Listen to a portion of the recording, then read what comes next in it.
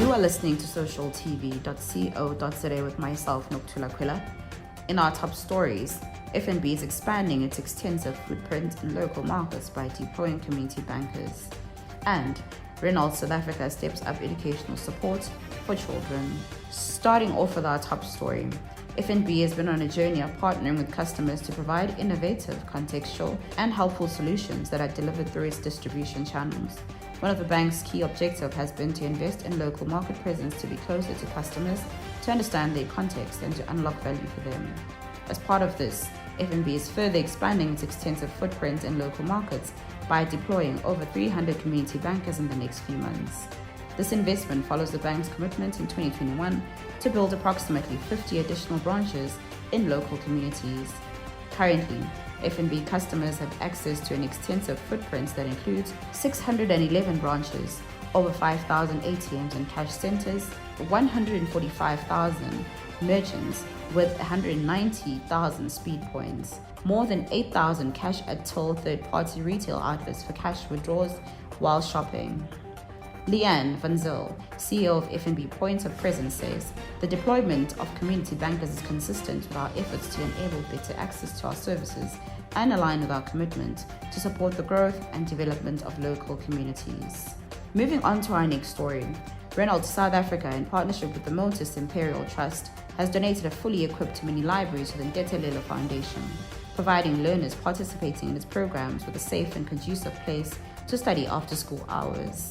Nokuthula, which is based in Johannesburg, is a women-run foundation that aims to end domestic violence, eliminates gender inequalities, and promote the well-being of women and girls. Founded in 2017, the foundation uses applied drama techniques and various arts methodologies to elicit dialogue about violence against women and girls and to promote meaningful social change.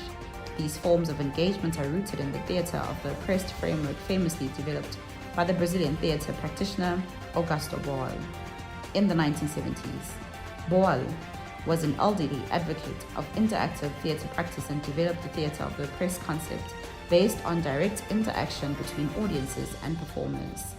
Renault partnered with Motus Imperial Trust to build and equip the library, as the trust has provided 64 library facilities since its inception in 2003 and was able to bring invaluable skills, knowledge, and experience to the project. The new library, like many of Nokuthula's facilities, has been constructed using shipping containers, which offer a grassroots solution to long-standing infrastructure challenges.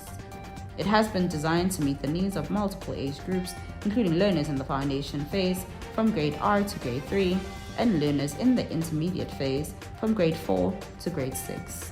The highly anticipated Top 16 Youth-Owned Brands Awards are back for their second year and are anticipated to be bigger and better than last year. The Top 16 Youth-Owned Brands Awards launched on the 2nd of February 2023 at Solo Restaurant in Sandton, with the multifaceted Pamela Mdanga as the host.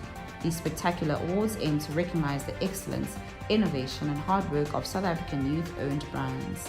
The event will be a 2-day exhibition taking place on the 14th and 15th of June 2023. The main event is set to take place on the evening of the 15th of June 2023. The youth unemployment rate in South Africa continues to be a constant issue. These brands try to bridge the gap through the opportunities they have created for themselves.